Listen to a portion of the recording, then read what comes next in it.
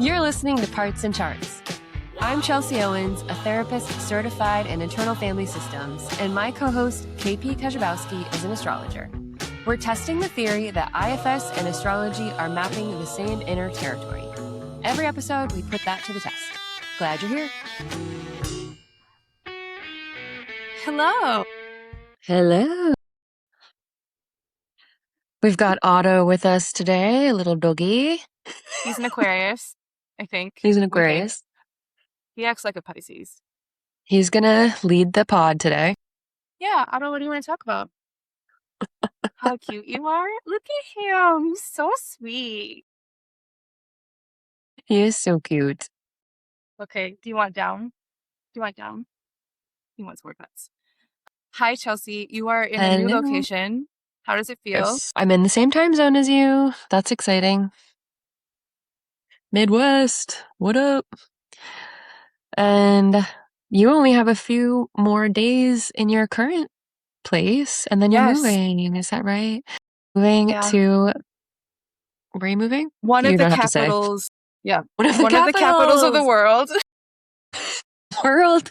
Maybe you capital. can guess by the state I live in, but A Midwestern capital. A college town. yeah, Yeah. big It'd be really university exciting. town. Mm-hmm. I mean, that's Yeah. where I came from as well, so I get it. St. Mhm. Louis, right? That's where I went to college, but not where I Yeah. grew up. Yeah. Oh, you're from Lincoln. Yeah? Yeah. Yeah. Born. Yeah, that's the capital. Nice. I know. I Yeah. always find I have like a kinship with other people who are born in capital cities of their states. There is a vibe. I know. They get You know, it. like you have more experience with government people and yeah. I know. Yeah. You've been in a Right. government building, not because of breaking the law. Yeah. Totally. Do you see Otto? Yeah, he's so cute. Okay. He's Marty doesn't know that we're recording. Okay. So glasses We're off. like so distracted. This is like our summer episode. We're just like, we're just man. hanging out, talking about capitals. We're I a day. said before we recorded, you're like, what are you interested in right now? And I'm like, going to the pool. You were like asking about like business related Mhm. interests. And I was like, going to the pool. It's not pool weather right now. I was promised, 90-degree heat because that's what it's usually like in August in the Midwest. And Yeah. it's like 64 and thunderstorms right now, which is also beautiful. And I don't get to experience that very much in San Francisco. But I was really looking forward to like just sweating my ass off and, working on my tan, being outside. Yeah. And it's not happening. So this is kind of a disappointment. I apologize on behalf of all weather systems in the Midwest. Yeah. Yeah. From my perspective, I am loving the 60 degrees because last year my husband and I do a morning walk.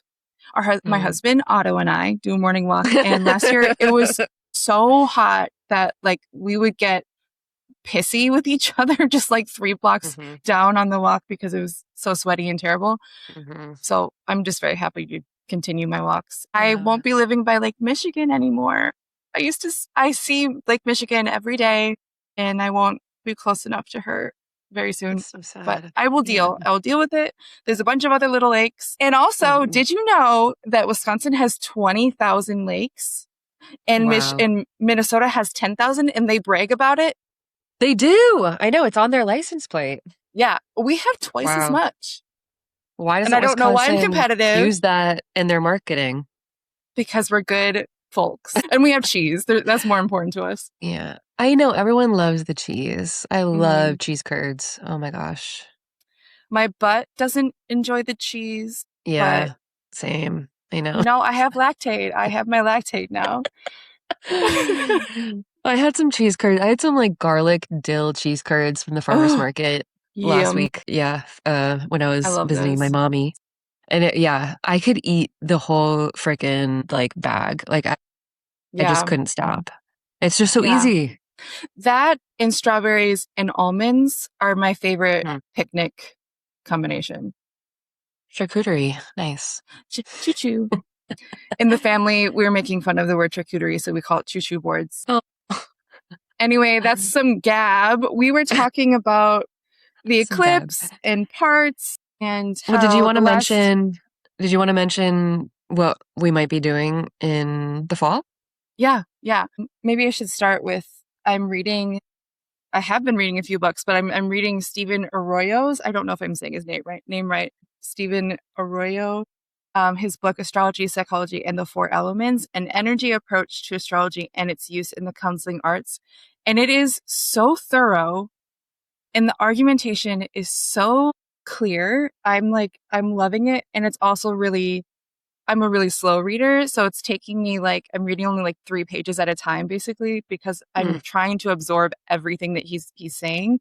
And there's so many great quotes in it. Anyway, yesterday, I read the part where he's talking about the different phases of education and how when we teach astrology and sometimes when we teach counseling, we skip over the Virgo part of education. So the mutable signs are the process of education. Gemini is the building blocks of information, and that's primary and secondary school.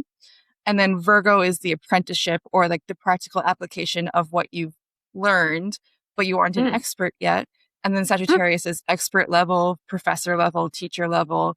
And then Pisces is you go back to devotion and service.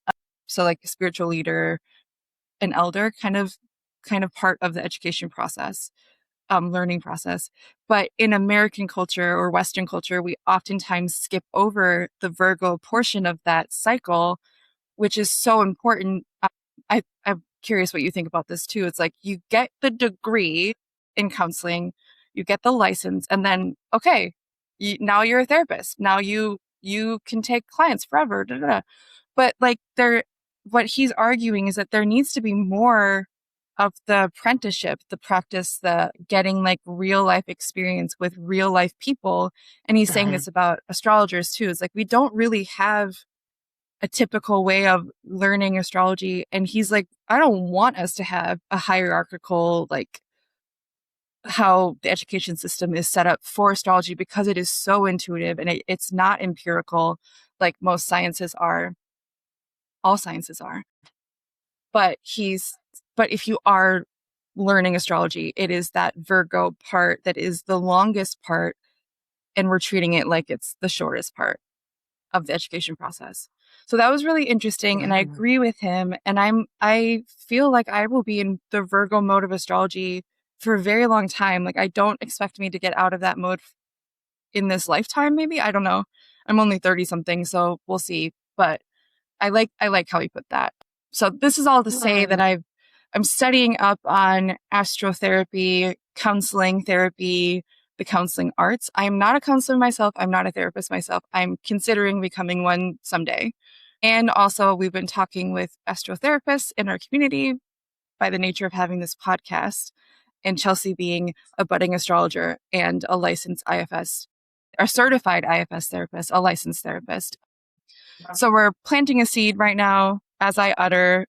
We want to find a really accessible way for people who are in the field of astrotherapy, and however you define that, to get together for a virtual summit maybe, or a virtual conference, virtual play date. So we're thinking about that. We're talking with some people on getting that organized in a way that would be, I wanted to feel like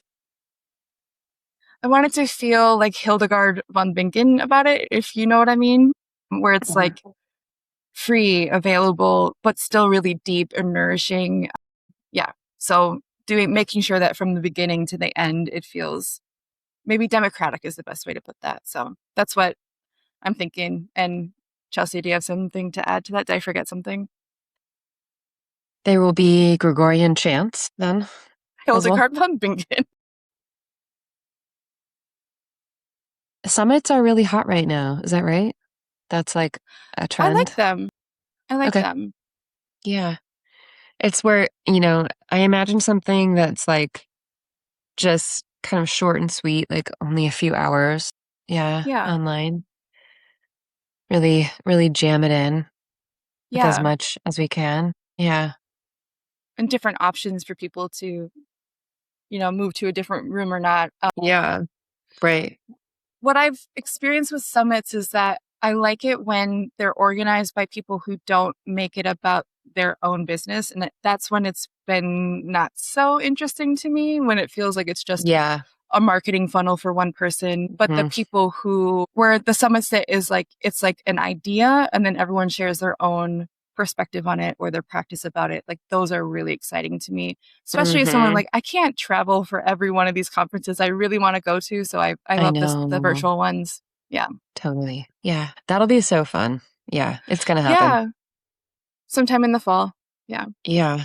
Yeah. If you're listening to this and you're excited about that, let us know. Yeah. Or if you want to participate in some way, let us know. Yeah. If you know someone who would be a great speaker. Yeah. Yeah. Email us. Okay. So I thought it would be fun. I was going back over the first few episodes of this podcast that we started publishing in the spring, or was it? It was June last year. And I was just listening back to like Chelsea's presentations on IFS when I still am very new to IFS. So it was interesting to hear how like you talk to me as a beginner, and I want to kind of come back to the beginner quote unquote concepts again and kind of ask you questions now that I have more experience with them. Yeah. Specifically around like the conception of parts and how like pre-IFS, pre-parts work, how did psychology kind of talk about our inner workings and stuff like that? So my first question for you, Chelsea, should you accept, is like, how would you describe parts to maybe a teenager or someone who's like really new to even thinking about inner life or psychology? Yeah, I mean, okay, well, first, maybe with like a younger person, maybe like a teenager, I'd first ask if they've seen Inside Out. I think that's like the first, maybe the most common example that people give of seeing this inner working, inner system, kind of, what's the word I'm looking for? Like, anthropomorphized. Is that the word I should use? Like to see all of your emotions as figures, as beings, as like talking entities, making decisions and, performing a function. And so I think that's a beautiful example. Like if anyone is like, I still don't get this, like just go watch that movie. Well, there's 2 movies now, so watch both of those movies. Second one's like actually pretty good. I like the second one. So that's where I would ask a young person or even an adult too, because a lot of adults are like, oh, I saw this movie with my kids and like it was, that's kind of what IFS is like, right? And I'm like, yeah. I would also maybe start with, I heard somebody else on a podcast talk about this or like explain this as a way to kind of teach about IFS, starting with polarizations and explaining, because everyone can understand having 2 feelings at once that are, opposite of each other. So I would maybe start there too, like this tension that you can probably notice in your body when you're thinking about maybe a decision. Mostly it's around decisions, I think, but not all the time. Or maybe just an event or like really think of any topic in your life that feels like it has a charge to it that maybe feels unresolved in some way. Like maybe there is a question, like, should I do this or that? Like, should I marry this person? Like last episode, I'm dating this man, I'm unsure if I should marry him. Well, I'm sure there's going to be, if there's a question of that, there's probably going to be a polarization, right? So thinking about that, how does that land in your body? Like, there's probably a part that's like, yes, I do really want to marry this person. There's probably a part that's like, I don't know. Like, I'm so unsure about it. Here's the reasons why. And here's the reasons why I want to, or I should. So just thinking about polarizations in the body, like how that shows up and how there's 2 different things going on here. There's probably more than that too.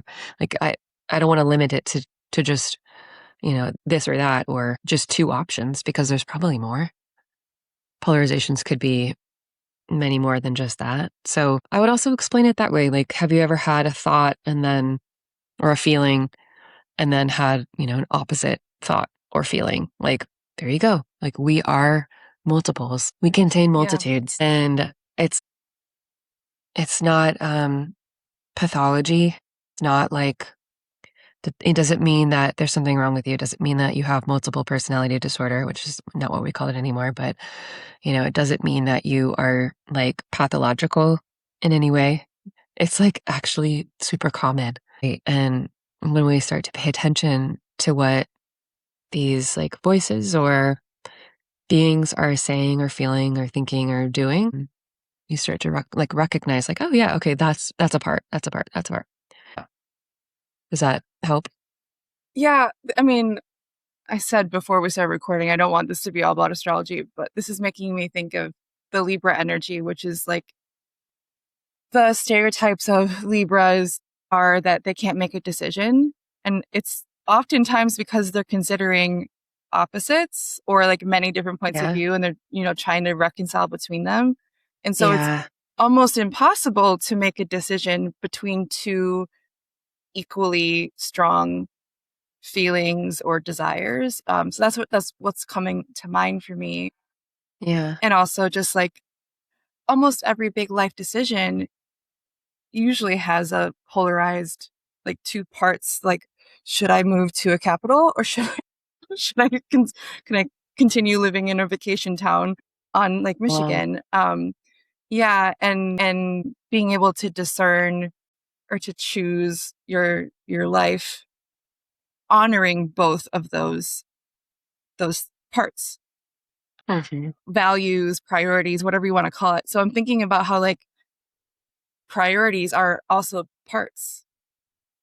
If you're thinking about like your business, like there are 20 different things that you have to prioritize. And at any given time, you choose one priority to focus on, then you go to the next and you make sure that all of them are being held or someone's handling them. Yeah. So that's where my mind is going. It's like applying it to business, applying it to life decisions and astrology. Yeah, totally. Yeah. Right.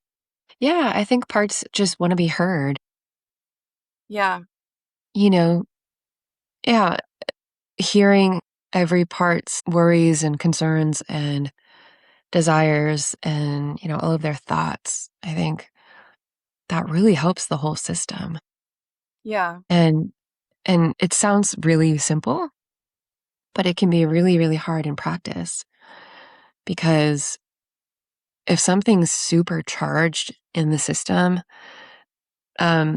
against something else, like if there's a part that is like, oh my God, I'm so worried about X, Y, and Z happening.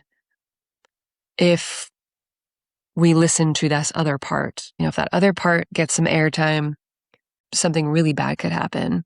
So I'm going to shut that down. Yeah. And that we cannot go there. That's not possible. And that kind of thing happens all the time. And then, parts will rebel. Like if they're not being heard, they're probably going to get a little amped up as well. If they're being threatened or exiled, and if the whole system is against it, or if there's any like possibility that it's not liked, that can really cause a lot of problems for the part, right? And then that could cause a lot of problems for the whole system. So hearing everybody out sounds so great in practice, and in reality it's like that's actually really hard for a lot of parts to let that happen, to relax enough so that everyone can have time. Yeah. Yeah. Yeah. On an early episode, you said like making space, like practicing making space creates more space for the parts to give each other. Do we want to talk a little bit about that concept? Yeah, making space. So like I just mentioned, if there's a part that is really, really blended or like really activated, really charged up, we'd want to hear what that part's concerned about. But if I'm getting the sense that we actually want to work with some other part, like there's some other target part that we're working with, I would ask to just have this other one give us a little space, or like take a step back, or, we're trying to get this part to unblend, right? To, give us some space so that we could work with this other part. It's hard to like explain these things because it's so abstract in concept. Yeah. And when you're actually working with it, it makes a lot more sense. And when you like see it, experienced, it's like, oh, okay, that makes more sense.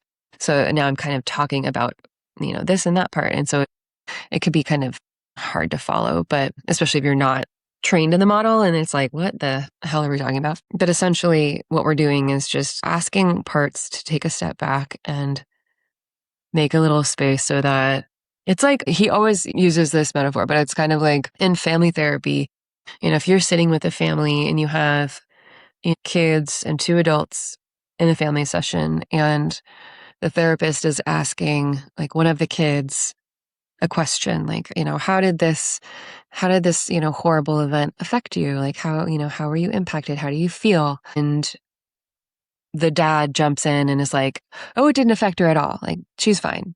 And then the therapist is like, can you take a step back? Like, can you give us some space? I would like to hear from her. I'd like to hear from the child. Like, please don't talk for her. Like, I don't need you to answer. Like, kind of like shut up and sit down, You're not like saying it like that, but that's kind of, you're like, this isn't for you to answer. I'm asking her. So you'd ask for that person to step aside so that you can continue the dialogue with the person that you're talking to, that you want to like, find out more information from. So that's kind of what we're doing internally, is that parts will step in and they'll be like, well, this and this and this, or they'll just want to take over or answer for the other parts, insert themselves. And we know why they're doing that, because they're trying to protect, and they think they know the best answer, or they know better than the other ones, right? So it makes sense, but you're really not going to get anywhere if you just have other parts like answering for each other, or, yeah, you're not going to actually get to the healing directly with some of those parts if other ones are just kind of always stepping in, trying to help. Does that make sense? Yeah, but it's because I've been led through it by you and my IFS coach, Linda. Yeah, I know. So I while you're talking, is like, yeah, that was a wild one. There were a lot of parts that wanted to speak on the behalf of everyone else. There were two dragons like trying to kill each other, and then at the end they were like having fun. What? Yeah. Do you have like do you remember or feel comfortable sharing a narrative when you had lots of parts trying to speak for each other in your own system, or is that not what you want to talk about? That doesn't really happen in my system. Yeah, personally, I don't really have that come up because all my parts are pretty, I know my system pretty well, and my parts really trust me. So, but I feel like I'm not a good example. Because I've done so much work. Sun. I've just done so much work. So it's like, yeah, then maybe that would have happened like 10 years ago. If I found this 10 years ago, probably would have been a different story. But now, yeah, not so much. Maybe every once in a while, like a really self-like part, a part that has a lot of access to self will like, kind of step in and want to take over or help out or say something for other parts, or kind of give me information about the story or about other parts. Just doesn't, yeah, it's just like I'm so aware of it now that I'm like, oh, that's happening, and it just doesn't have as much amplification as it used to. Yeah. Have you worked with an IFS therapist for yourself recently, or how do you do IFS just with yourself? I haven't worked with, just with colleagues. Like, we'll kind of do consultation and, kind of work, not like therapy necessarily, but kind of work with our own systems and gently guide each other. So not like real therapy, or with a real therapist recently. Yeah. So my actual question is like, do you prefer having a guide versus doing it with your own parts in yourself? Oh, for sure, having a guide. Yeah. Yeah, I can't imagine, even if I understood the model, like at your level, like being certified in it, I don't think I would want to do it just with myself unless it was I like don't think art I could. therapy. I don't think it Yeah. matters like how experienced I am. It doesn't matter because that's not even the point. Yeah. Even though I know it all, it doesn't matter because I still need somebody else to guide me. It's like, it's hard to explain because you have to like really experience it to understand what I'm saying. Yeah. It's not the same at all when you're just with yourself. I mean, you could do a certain amount of work by yourself, but it's really just like, I don't know, reflecting, being with your parts. I just don't think I could be in self energy leading a session for myself that wouldn't be super parts led because I just feel like we wouldn't go anywhere. Yeah. Because if we were trying to go somewhere, I feel like it would have to be parts driven. And then it's like, obviously there's an agenda there. I just don't think like my brain and like everything inside of me could do both of those things at once, which is why Yeah.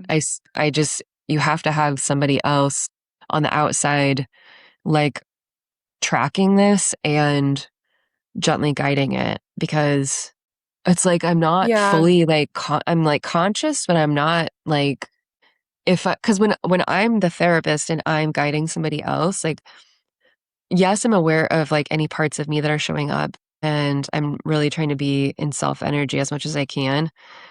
But I'm also like super attuned and like I'm really, really present to what's happening.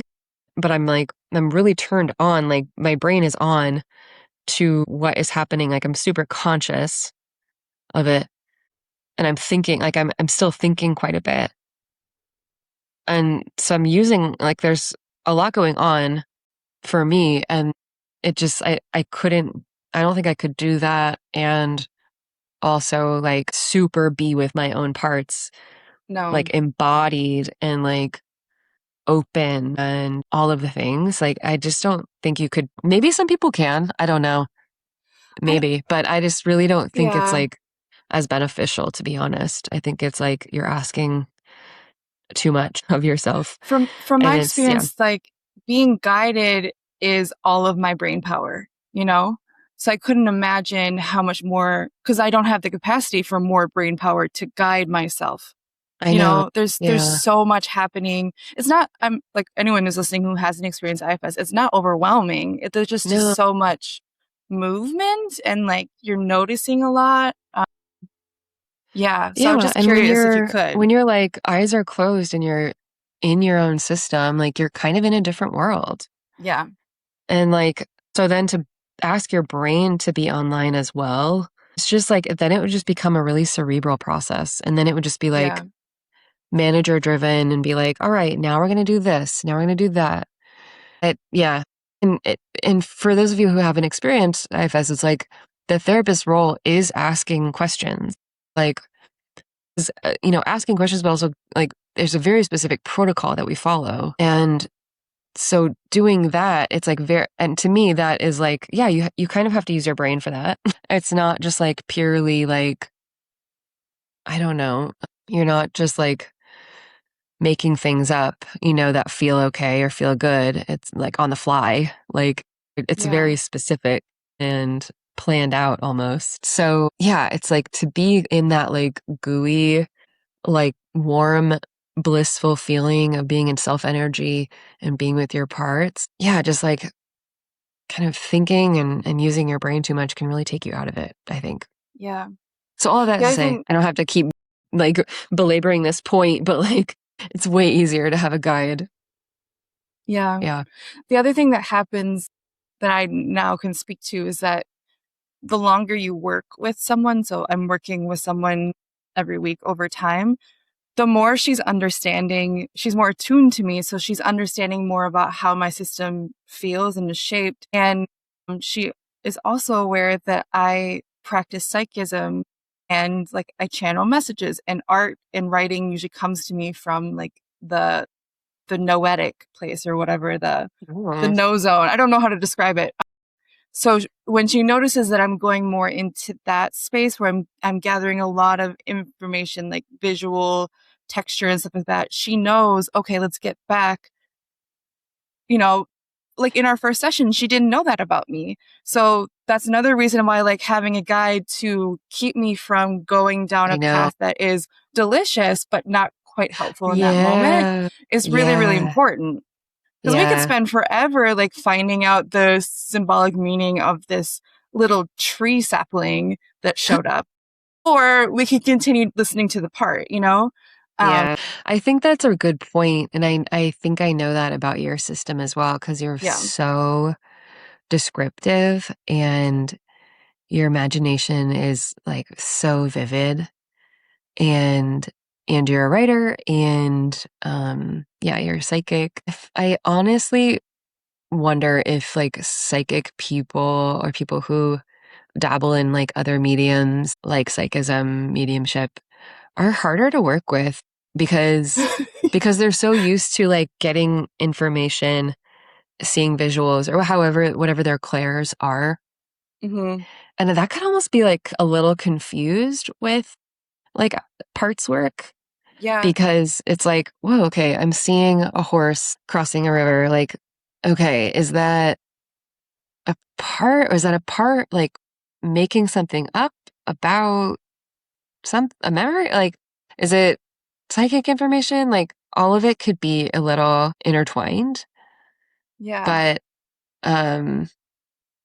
it's almost like maybe some of these folks are so used to doing something one way.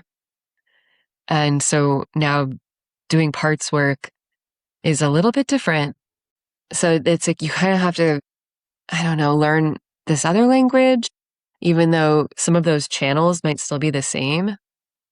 Like you're still kind of tuning into some of these channels, but now you're getting like different information, but you also have to recognize where it's all coming from.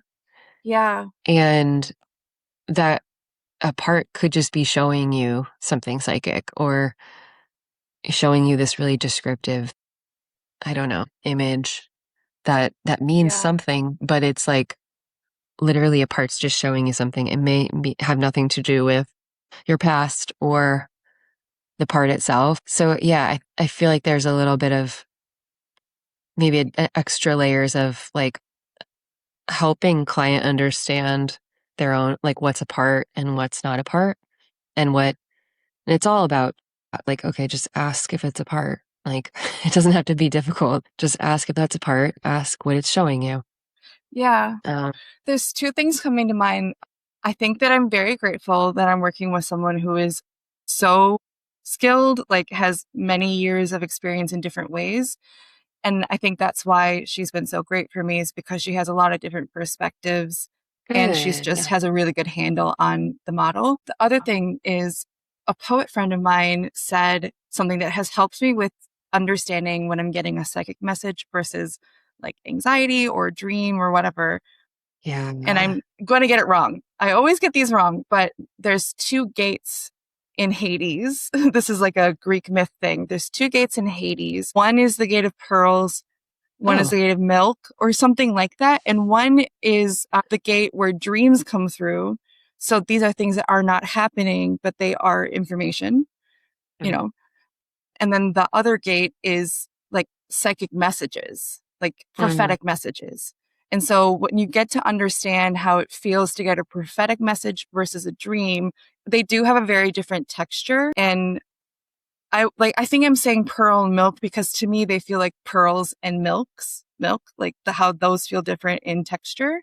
But it's probably not pearl and milk. It's probably two different things that I'm not remembering. So when I'm in session, in the IFS session with my coach, Linda, I can tell when the second information is, it's milkier. And then when I'm getting like actual like parts messages, I don't know if it's pearl. It doesn't feel like pearl information, but it feels more like grounded, I guess, or more like I'm listening to another person who's alive and well, you know? So yeah, it just takes a while. It is taking me a while to notice the difference, and I'm not there yet, but you're so cute. That. Thank There's you. two gates to Tahiti. You're just like the best. I'll maybe remember to put in the show notes. If I had a client like you, I would just be like, I want to hear about the gates of Hades. And I'd be like, oh, wait, we have to get back to parts. Hold on. But I'm not saying it correctly. I don't even know where the source is. Like, I'll just call my friend CG Dolan again and be like, what did you say? I've already asked him 3 times to repeat it to me. Anyway. I feel like, I don't know, maybe Libra suns, they just kind of go off on tangents too. And I just feel like I was like, because they're like, they have like a 10-page description of something and it's so beautiful and then you're kind of over here now. And then you're like, okay, wait, we got to get back over here. But that was really beautiful. Thank you. I think Libra suns with a Libra Mercury. If you had a Virgo Mercury, it would be a very different experience. Yeah. Yeah. Yeah, for sure. Yeah. Okay. But I had a question. But that also brings me back to, well, I think I want to ask you, because you're telling us a little bit about your own system, how you experience your parts. Like, yeah, how do you experience most of your parts? So I don't know any other way. But there's only a one way for you. Yeah. It's unique. It's so visual and it's so character-y. A lot of my parts show up as beings with faces. So there's an episode where my talking part showed up and it was like a very glorious snake, like a very glamorous snake. Dazzling. And then I didn't know at that time that almost every other part shows up as an animal, like a dragon. There were only a couple times where there were humans, you know? But I think it's because my psyche has been fed animal fables so much, or like mythology so much, which is like, so animals talk and animals have desires. You know, it's like, it's not so strange to me, but that might be very strange to someone else. I also grew up with like lots of pets around me. Like my cousins had every type of pet you could ever have, and I always had 2 cats and a dog. So I think that's another reason why you're Snow White. I'm Snow White. That's funny. My poet friend calls me Snow White just by the way that I talk, and I guess my pale skin. But yeah. So in essence, like, it's so visual, and it's like, it's so visual. It's like I'm watching a movie sometimes. And when it is that clear, I feel like that's when I'm like really in self energy. I just like, because it's so clear to me, like who's talking and why. And there's a lot of space, and it feels like, it's not like I'm like watching a scene play out in front of me. Like I don't have control, but it's just, it's really cool. And with psychism, sometimes I don't have that clear of a movie image, but I always have images too. So I guess I'm just a very visual person. And I think it's because I've set boundaries with my inner spaces. Like I don't like to hear, we were talking about this before the recording, I don't like to hear things because it's really disorienting to me to hear things that aren't actual. Like I love to hear my AC going. I love to hear the tree in the background when I'm in a psychic space, because that grounds me. But if I hear a part speaking, it's really overwhelming to me. And I don't know why, but I'm just like trusting that. I also get a lot of somatic information. With parts, I very much get a lot of somatic information about, like, especially like their state, not necessarily their emotion. So I would say it's visual and somatic primarily. And then what are the other ways it could happen? I don't know. And that was my question for you, is like, how do parts show up for other people in your experience that's different from me? When you're watching the movie, I will answer that, but when you're watching the movie, are the characters aware of you yet? Yeah. Oh, great. Yeah. Oh, yeah. Okay. Most of the time, I would say there's some parts who are just kind of aware of each other. Yeah. Yeah. Yeah, like the dragons that were angry at each other, I don't think were aware of me. But there was a judging part that was very aware of me and very aware of them. And it was kind of like a go-between part. And that was a really interesting, it's a very important session I had that helped me make my decision to move, actually. Very cool. Yeah. Wow. Yeah, there was a lot of there's a lot of tension because it's basically moving back home, and so we explored why it felt tense. And then now, like, I just can't tell you how much how many years of like healing and perspective shift happened in 10 minutes with that part session. Like, yeah. It's IFS, baby. I'm a big believer. She's a believer. Yeah. I'm a believer. I love the way you say dragon. It's dragon. Dragon. It's just dragon. I might be leaning in and I just don't know it. Dragon. Do you think the accent's going to get thicker where you're going? Or probably not. Are they less thick there? In the capital, yes, it's less thick. What? You think? Yeah, because it's a university city, a lot of foreign students, and it's not as thick. Also, where I grew up close to there, it's not as thick as where I live now. Like Milwaukee, really? Milwaukee is so, if you are from Milwaukee, you have the Milwaukee accent. Like it's really intense. Yeah. Yeah. But Madison doesn't, not as much. Yeah. Really? No kidding. In my experience. Wow. That's amazing. Yeah. And probably like smaller towns too, I imagine will be thicker. Yeah. Yeah. Sweet. That's great. So, wow. Are you going to answer my question now? Yeah. Everyone experiences them differently. I also experience my parts visually. They can range from an actual person or a younger version of me to, just like a blob or like a shape, like a gray shape or, a cloaked figure. I don't know if I've really had animal. I mean, I probably have, but nothing comes to mind right now. So they're usually like more human-like figures, but not everyone experiences them visually. I don't want that to sound like that's the norm, because a lot of people don't experience that, and they could think like there's something that they're doing wrong if they're not experiencing them visually. People can experience them somatically, like you said, like just sensations in the body, like, aches and pains, or however sensations show up. It can be auditory. It can just be like, I'm just hearing what this is saying. It could be like just kind of a felt sense, like energetic. Like I just kind of know this is here, and I can't really place it in the body. I just kind of know that it's here and I'm talking to it. It can also be like outside of your body too. Like not everything has to be like inside. It could be like right here, How else? Maybe there's more than that. Maybe I'm limiting. But this sounds like all the clairs. It does. Doesn't it? Yeah. It's like claircognizance is like a knowing. You're not you're not hearing a phrase, but you're knowing the information. Clairaudience is hearing. Yeah. It's interesting. I also have claircognizance often, but it's almost always visual and what's the one for the body? Clairsomatic? Sentience? Clairsentience. I almost always get that first.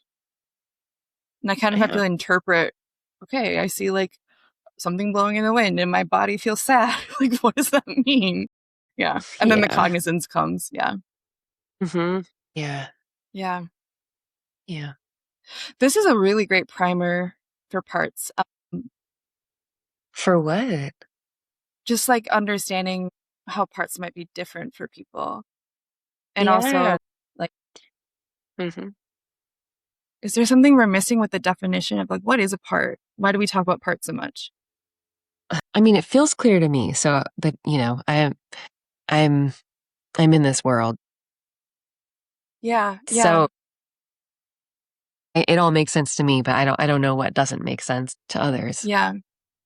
At this moment. I mean, right now I'm thinking I really do think like, I'm not like minimizing that at all, because I know that a lot of people do struggle to understand what it really means. If this is like so new to you, right? And you're coming from a totally different background or a different type of therapy, or maybe you have like a very analytical mind, a very like scientific analytical mind, and maybe your parts require a lot of like evidence or like explanation for something before you can grasp an idea or like believe it even. I see those folks a lot. So, it can take time for them to understand sometimes like this concept on an abstract level. And then I always say, like, yeah, I can explain IFS to you all day. We could read books about it. We could watch videos about it. Yeah. Like we could understand it with our minds forever and ever and ever. And you still may not get it until you actually like go inside and explore some of your own parts and like work with your own system. And that's, I think, like the most valuable, most like clear way to understand what we're talking about, which is annoying, right? Because I'm like, you won't really understand it until you do it. Like, just go do it. You have to go try this thing out. But like, it's true. I think it changes everything for you once you actually experience it and really are truly present with your own system and discover that you even have parts and that parts are parts and that really are waiting for you to be there for them. Yeah. Yeah. This is making me think of, so this year, basically, I've been not switching anything. I've been adding the experience of like connecting with the planets in my birth chart as parts. And like you said about being analytical, like astrology is really great for analysis because you're putting together all of these different roving details and data points and you're synthesizing them to interpret. But that's outside of the body for me. And I thrive in an analytical space. We could guess why. Maybe it's my air dominance in my chart. Who knows? But when I started doing IFS with you and Linda, like I see so much benefit in just like the energetic sensing of parts. So I haven't met many planets yet, but I was really surprised by my moon. I was really surprised by my sun. I was really surprised by my Venus, really surprised by Vesta. And I'm a little afraid to meet Saturn because the understanding I got from meeting those planets was so wide, so helpful to me that I know that if I meet my chart ruler, it's going to probably change the way I do a lot of things because of the information I'm going to get. So there's, maybe it's a little intense and loaded, but I have to do it because I know how powerful that is. So anyway, Saturn's next. My chart ruler. Yeah. I met my son and it was great. But do you want to talk about it? I'm sun ruled, so yeah. That's a lot different from Mr. Who knows? What if my Saturn's very sunny? What if he's so cheery?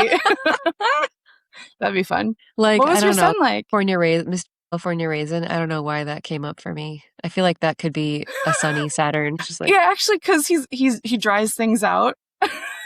yeah. Yeah. Where's the top hat? Is there a top hat? Yes. He has a cane too, right? Or am I thinking of Monopoly Man? Or is that the peanut guy? Okay, California Raisin, they're like way, way more like surfer dude, right? Maybe? I'll have to look this up. I'm now blending like Mr. Peanut Man and California Raisins, but maybe that's what your Saturn's like. I will report back for sure. Do you want to share about your son?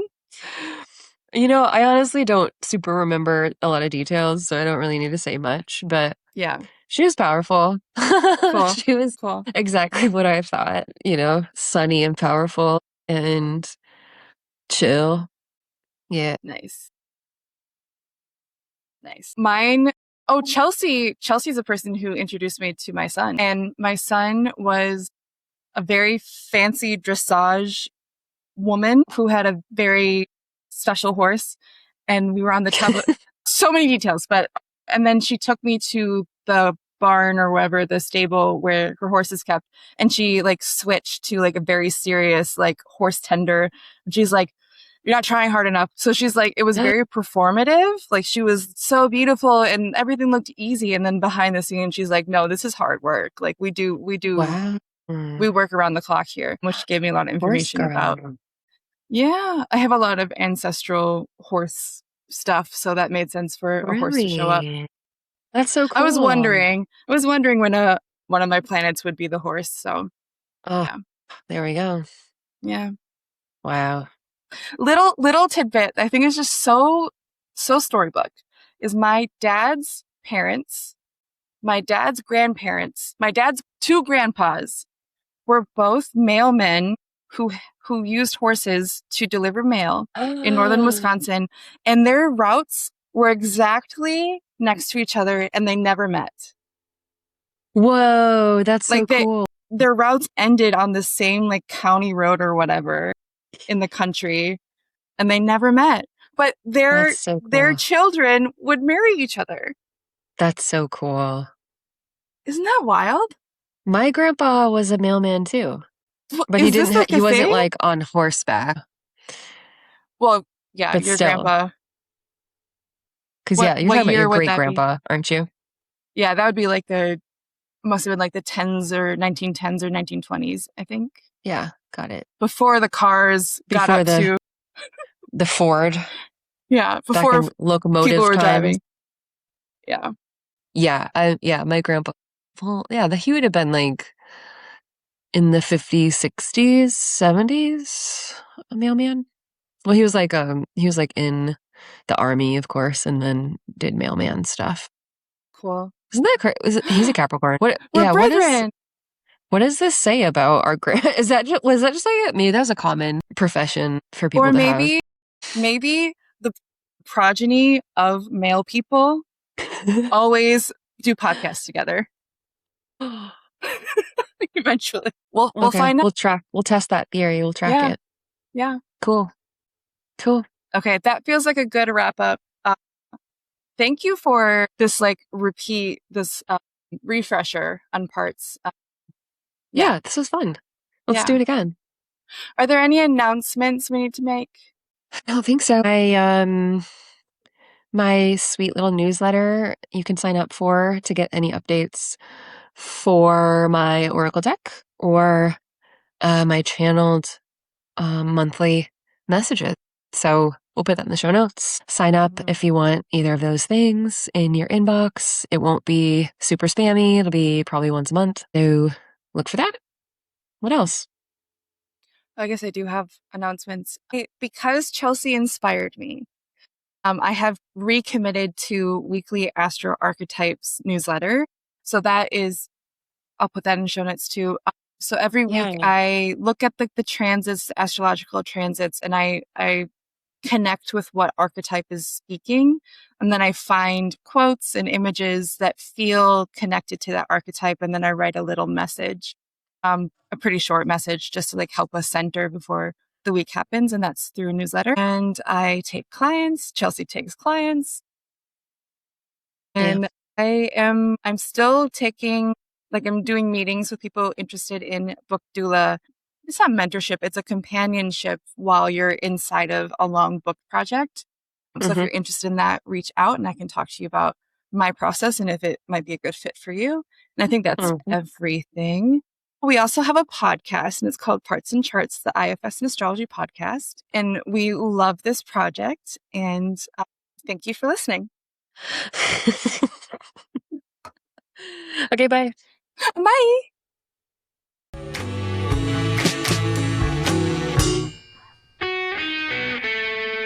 Thank you for joining us for Parts and Charts, the IFS and Astrology podcast. If something sparked insight or resonated with you, we'd love to hear from you. No, really, we're here to make friends. Reach out to us. Leave a comment, subscribe, and if you feel called, share this episode with someone you care about. Or, if you want to work with us one-on-one and go deeper with this work, check the link in the show notes for how to find us. Until next time, may all of you feel a part of the family.